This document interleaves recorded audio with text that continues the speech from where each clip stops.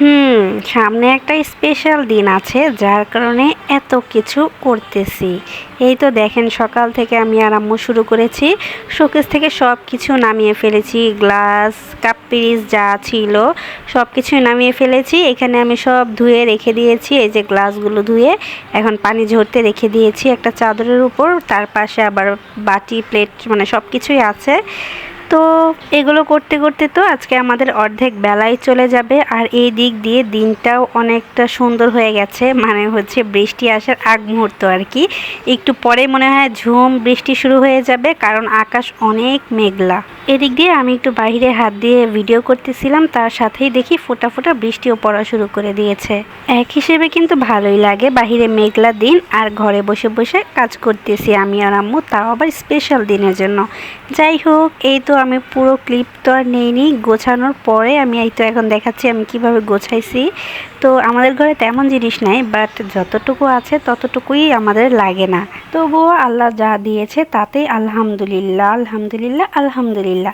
এই তো আমাদের যেহেতু দুইটা শোকেস, তাই একটা শোকেসের মধ্যে সব প্লেট বাটি সাজিয়েছি, আর একটা শোকেসের মধ্যে শুধু কাপ পিরিচ আর হচ্ছে গ্লাসগুলো সাজিয়েছি।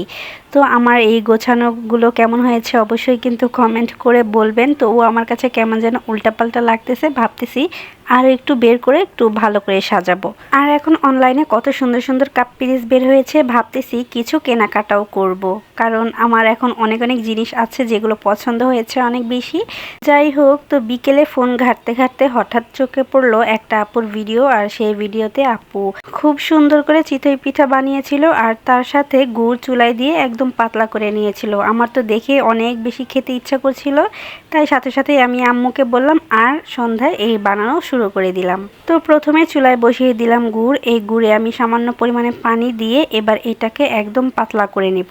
আর এটা কিন্তু একদম অরিজিনাল খেজুরের গুড়, আমার ভাইয়া বিক্রমপুর থেকে এনেছিল। ঘ্রাণটা একদম মারাত্মক সুন্দর আর খুবই মজার। গুড়টা যখন পাতলা হয়ে যাবে তখন এটা নামিয়ে নিব, কারণ এটা নামানোর পর আরও অনেকটা ঘন হয়ে যাবে।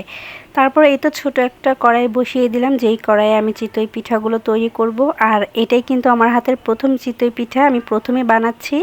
তো আমি এখানে চালের গুঁড়ি ইউজ করেছি আর সাথে একটু আটা দিয়েছি যাতে করে অনেকটা স্মুথ হয়। তার সাথে কিছুটা লবণ দিয়ে এরপর হাত দিয়ে একটু মাখিয়ে পানি দিয়ে দিলাম। আর পানি দিয়ে একদম চিতই পিঠার যে পাতলা একটা ডো থাকে সেরকম ডো তৈরি করে নিলাম। এবার প্রথমে আমি আম্মুকে বললাম যে তুমি প্রথমবার দাও, আমি ক্যামেরা ধরি। আসলে আমার নিজের অনেক বেশি নার্ভাস লাগতেছিল, কারণ প্রথমবার যেহেতু বানাচ্ছি কেমন না কেমন হবে।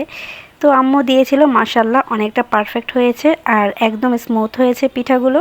এরপরে সব পিঠাগুলো আমিই বানিয়েছি। এই তো আমার সন্ধ্যার নাস্তা একদম রেডি। আর পিঠাগুলো দেখেন মাশাল্লাহ কতটা সুন্দর হয়েছে।